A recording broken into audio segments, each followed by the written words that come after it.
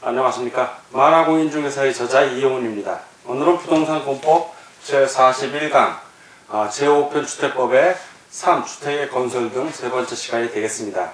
자, 주택을 사업계획 승인을 받은 사업주체가 다 완료했으면은 이제 사용을 해야 되는데 그 사용 절차에 대해서 알아보도록 하겠습니다. 자, 주택이 다 완료가 되면 사업주체는 사업주체 그 사업주체가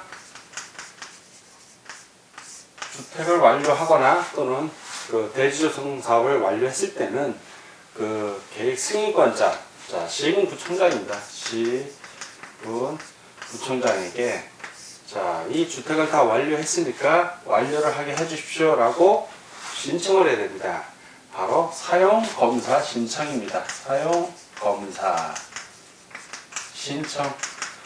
사용검사 신청을 작성해서 제출을 하면 시군구청장이 가서 사용검사를 하는 겁니다. 물론 시군구청장이 직접 가는 건 아니고 그 밑에 위임을 받은 공무원이, 관계 공무원이 가서 하게 되는데, 그 도시 및 주거환경정비법에서는 이게 사용 승인이었습니다. 근데 여기 건축법 같은 경우도 사용 승인, 도시 및 주거환경정비법에서는 준공검사, 그러나 주택법에서는 사용검사입니다. 그래서 만약에 이 사업 주체가 건축법상의 건축허가를 받아서 했을 때는 사용 승인 신청이 되는 겁니다. 근데 결론은 똑같아요. 사용 검사를 받든 사용 승인을 받으면 그때부터는 사용할 수가 있는 겁니다.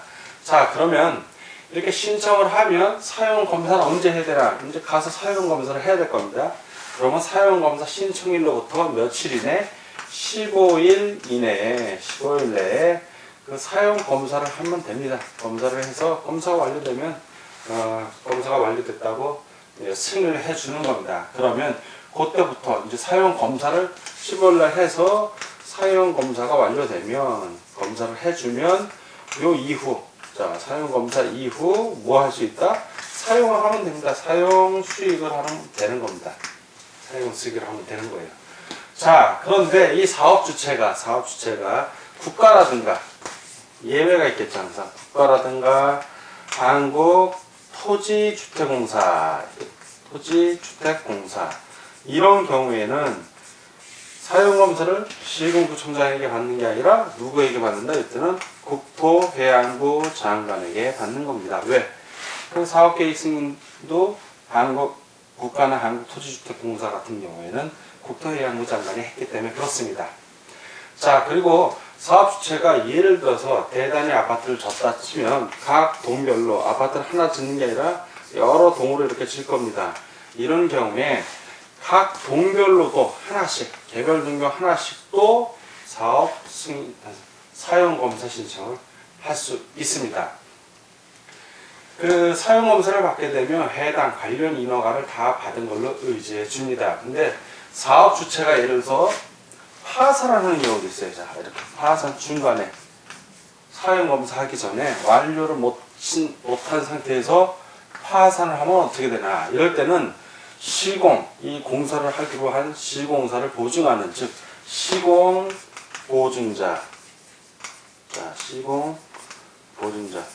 시공보증자가 사용검사를 받으면 됩니다. 공사를 완료해서. 그리고 만약에 시공보증자가 없거나 시공보증자 역시 파산을 하는 경우도 있습니다. 자, 이런 경우에는 어떻게 할 것인가? 그것도 다 대비가 돼 있어요, 법에. 이럴 때는 입주 예정자들이 시공자를 선정을 해갖고 잔여 공사를 완료하고 그리고 나서 사용 검사를 받으면 됩니다. 자, 이렇게 되는데 그 예외가 있죠. 사용 검사를 받은 이후에 이제 사용을 하는 건데 사용 검사 후에 이제 사용을 하는데 이 사용 승인을 사용 검사를 받지 않고도 이제 예외 사용 검사를 받지 않고도 사용할 수 있는 경우가 있습니다. 즉 사용 검사를 받지 않고도 사용이 가능하다. 이런 경우는 언제냐? 그러나 무조건 가능한 건 아니고 예외적인 거니까 그것은 임시로 사용할 수 있다는 승인을 받아야 됩니다. 임시 사용 승인. 이때는 임시 사용이니까 어쨌든 사용은 사용이니까 예외적으로 사용이 가능한 겁니다. 이때 한해서. 자, 그럼 임시 사용 승인은 어떻게 하느냐? 자, 임시 사용 승인 같은 경우는 둘로 나뉘죠. 하나는 주택 건설이 있었고, 또 하나는 대지 조성 사업이 있었습니다. 주택 건설 사업과 대지 조성 사업. 주택 건설 사업 같은 경우는 동별로 공사 완료하면 동별로 받습니다. 이 사용 검사 같은 경우는 주택 같은 경우는 전체를 받는 거고 예외적으로 이제 동별로 받을 수가 있습니다. 원칙은 전체, 그리고 예외적으로 동별인데 임시 사용 승인 같은 경우는 원칙은 동별, 예외적으로 세대별로도 받을 수 있습니다. 세대별로. 대지 같은 경우는 대지 조성 공사 같은 경우에는 구획별로 각 공사 구간을 구획을 합니다. 그 구획별로 임시 사용 승인을 받을 수 있습니다. 그리고 이런 경우는 이제 대신 임시 사용 승인 같은 경우는 주택 또는 이 해당 주택, 해당 대지, 이제 임시 사용 승인을 받을 수 있는 해당 주택 또는 해당 대지가 사업 계획의 내용에 적합하고 그리고 사용에 지장이 없다고 인정될 때 한해서 이제 임시 사용 승인을 할 수 있습니다. 근데 그럼 정리를 좀 하면 이제 공동주택 같은 경우에는 어떻게 정리를 해볼 수 있냐면, 자, 이런 공동주택의 경우입니다.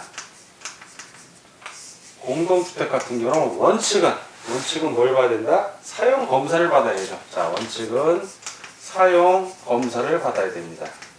예외적으로 뭘 할 수도 있다? 임시로 사용할 수도 있다 해서 임시 사용 승인입니다. 자, 이렇게 되고, 사용 검사 같은 경우는 역시 원칙은 전체를 검사 받아야 돼요. 단지 전체를 검사를 받아야 되는데, 예외적으로 동별로 완성이 되면 단지가 워낙 클 경우에 그럴 때는 동별로도 사용 검사를 받을 수 있습니다. 다만 이 동별로 사용 검사 받을 때는 다른 공사가 여기에 피해를 주면 안 되겠죠. 여기 사용을 하는데. 자, 그리고 임시 사용 승인 같은 경우는 임시니까 동별로 임시를 받을 수 있습니다. 동별로 임시 사용 승인. 그러나 예외적으로 세대별로도 임시 사용 승인이 가능합니다. 자, 그러니까 공동주택은 사용 검사가 원칙, 예외적으로 임시 사용을 통해서 사용할 수 있는 것이고, 그리고 사용 검사 같은 경우는 전체를 원칙으로 하고 예외적으로 동별이 가능하다. 임시 사용 승인은 예외적인 거니까 동별로 바로 가능합니다. 그리고 세대별로 예외적으로 가능하다. 이렇게 정리를 좀 하고 넘어가겠습니다. 다음은 이제 주택조합입니다. 자, 이번에는 6. 주택조합에 대해서 같이 공부를 하겠습니다. 먼저 주택조합의 설립입니다. 설립. 주택조합의 설립, 먼저 첫 번째. 설립 인가를 받아야 하는 경우가 있어요. 설립 인가를 받아야 하는 경우. 받아야 하는 경우. 자, 이 인가권자는 시군구청장을 말합니다. 자, 주택조합, 특별자치시장, 도지사, 그리고 시군구청장. 많은 수의 구성원이 주택을 마련하기 위하여 주택조합을 설립하려는 경우에는 관할 시군구청장, 즉 특별자치시장, 특별자치도지사, 시군구청장의 인가를 받아야 됩니다. 인가. 자, 설립인가. 누구로부터? 시군구청장을 말합니다. 이게 주택법에서의 시군구청장은 특별자치시장, 특별자치도지사, 시군구청장을 말합니다. 자, 인가 시청 시에는 이 인가를 신청할 때, 인가 신청 시 80% 이상에 해당되는 80% 이상에 해당되는 토지의 사용 권한, 토지를 사용할 수 있는 권리가 있어야죠. 권원을 확보하여야 합니다.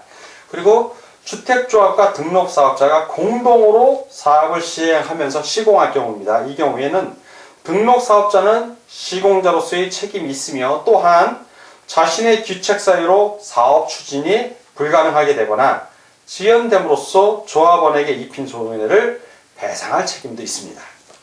자, 두 번째. 리모델링 주택조합의 설립인가입니다. 리모델링 주택조합의 설립인가.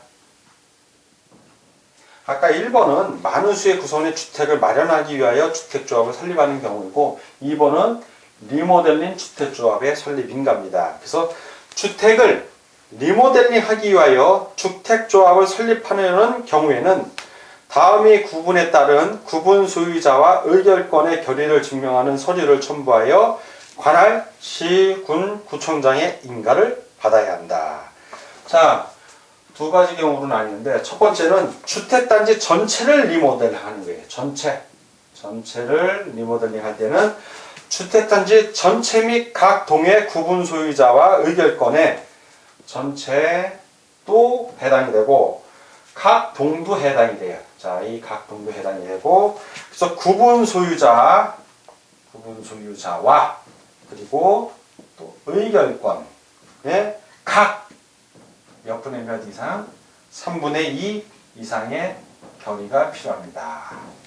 리모델링 하겠다는 결의가 필요한 겁니다. 두 번째는 동을 리모델링 하는 게 그 동만 자기가 속해 있는 동을 리모델링 하는 경우는 그 동의 구분 소유자 및 의결권. 자, 이럴 때는 그 동의 구분 소유자 및 소유자와 의결권에 몇 분의 몇? 각 3분의 2 이상의 결의가 필요합니다. 역시 3분의 2 이상입니다. 자, 세 번째. 설립 신고를 하는 경우가 있어요. 인가를 받는 게 아니라 이번엔 신고를 하는 경우다. 설립 신고를 하는 경우는 어떤 경우나 국민주택을 공급받기 위하여, 자, 이건 국민주택이라는 조건이 있고요. 전제 조건. 국민주택을 공급받기 위하여 직장 주택조합을 설립하려는 자는 관할 시군구청장에게 신고하여야 합니다. 즉 설립인가에서 제외되는 경우입니다.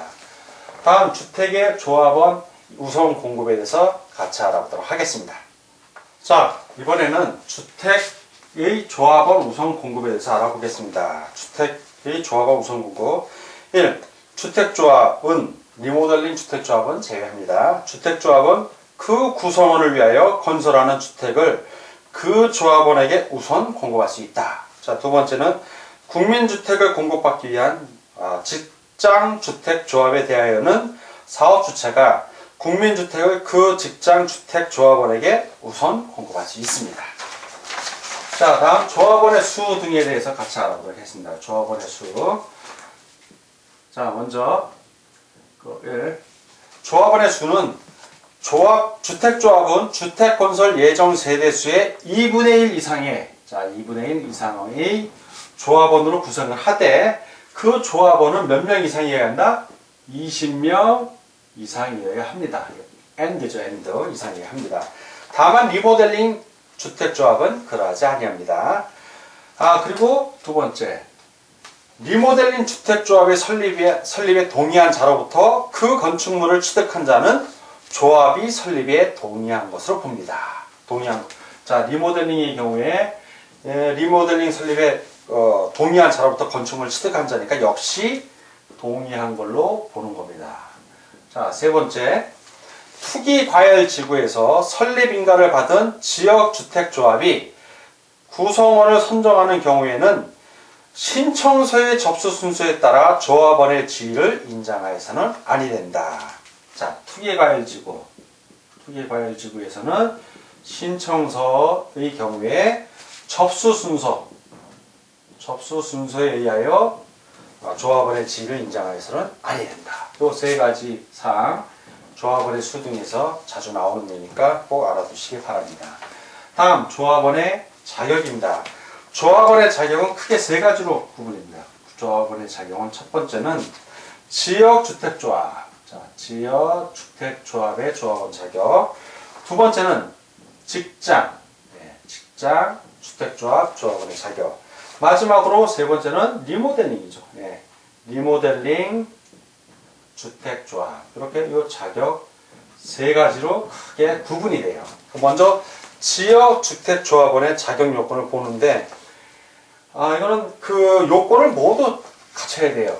요건 모두 갖춰야 합니다. 요건 어떤 거냐면 첫 번째, 주택조합 설립 인가 신청일부터 해당 조합주택의 입주 가능일까지 주택을 소유하지 아니하거나 주거 전용 면적 85제곱미터 이하의 주택 한 채를 소유한 세대지일 것. 자, 그러니까 투기과열지구의 경우에는 주택조합 설립 인가 신청일 1년 전의 날을 말합니다. 그러니까 주택조합 설립 인가 신청일, 기억, 주택조합 설립 인가 신청일 부터 해당 조합주택의 입주 가능일, 이 입주 가능일까지 주택을 소유하지 않거나, 또는 주거 전용 면적 85제곱미터 이하 주택 한 채만 소유한 거예요. 주택 한 채. 이런 경우에 조합원이 되는 겁니다. 두 번째는 조합 설립 인가 신청이 현재 특별시, 광역시, 그리고 시군에 몇 개월 이상? 6개월. 6개월 이상 거주하여 온 자여야 합니다. 자, 이 두 가지 조건을 모두 갖춰야 지역주택조합의 자격 요건이 되고요. 두 번째, 직장주택조합입니다. 역시 다음 요건 모두 갖춰야 돼요. 요건을 모두 갖춰야 합니다. 자, 첫 번째, 위 기역에 해당하는 자, 이 위 1의 기역 요거 똑같습니다. 요 기역에 그대로 해당이 되는 자. 다만 국민주택을 공급받기 위하여 직장주택조합의 설립 신고의 경우에는 무주택자, 이때는 국민주택, 자, 국민주택 공급받는 경우야. 국민주택 공급받기 위하여 직장주택조합을 설립 신고하는 경우에는 이때는 무주택 자이어야 합니다. 한 채 안 된다는 얘기죠. 자, 두 번째, 니은 조합 설립 인가 신청이 현재 동일한 특별시, 광역시, 시, 군 안에 소재하는 동일한 국가기관, 지방자치의 법인에 근무하는 자일 것. 그러니까 동일한. 그리고 마지막으로 세 번째, 리모델링 주택조합원의 경우에는 이건 어느 하나에 해당이 되면 돼요. 어느 하나. 리모델링이니까 어느 하나에 해당이 되면 되는데, 세 가지가 있습니다. 기억. 첫 번째는 사업계획 승인을 얻어 건설한 공동주택의 소유자. 자, 소유자가 되고요. 두 번째는 복리시설을 함께 리모델링 하는 경우에는 해당 복리시설의 소유자. 해당 복리시설의 소유자. 그리고 마지막 세 번째는 건축 허가를 받아 분양을 목적으로 건설한 공동주택의 소유자와 그 건축물 중 공동주택 외의 시설의 소유자. 자, 분양을 목적으로 건설한 공동주택의 소유자, 또 건축물 중 공동주택 외의 시설의 소유자, 역시 소유자입니다.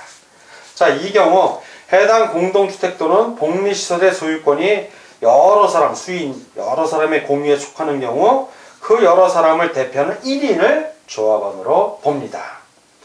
자, 그리고 주택조합의 조합원이 근무, 질병치료, 유학, 결혼 등의 부득이한 사유로 세대주 자격을 일시적으로 상실한 경우로서 시군구청장이 인정하는 경우에는 조합원 자격이 있는 것으로 봅니다. 자, 마지막으로 이제 지역 직장 주택조합 조합원의 교체나 신규 가입 등입니다. 자, 이거는 3번은 해당이 안 되고 1번, 2번만 해당되는 게 교체나 신규 가입. 원칙은 설립인가 후 교체나 신규 가입은 불허합니다. 자, 원칙은 불허. 그러나 예외적으로 추가 모집 승인 또는 결혼이 발생했을 때 충원은 가능합니다. 그러나 이것도 조합원의 수가 주택 건설 예정 세대수를 초과하지 아니하는 범위에서 시군 구청장으로부터 조합원 추가 모집의 승인을 받은 경우에 그때만 축원이 가능한 것입니다. 자, 오늘은 부동산공법 제41강 시간으로서 3. 주택의 건설 등 세 번째 시간이었고 5. 사용검사 6. 주택조합에 대해서 같이 공부하였습니다. 오늘 공부하느라고 수고 많으셨습니다. 다음 시간에 뵙겠습니다. 감사합니다.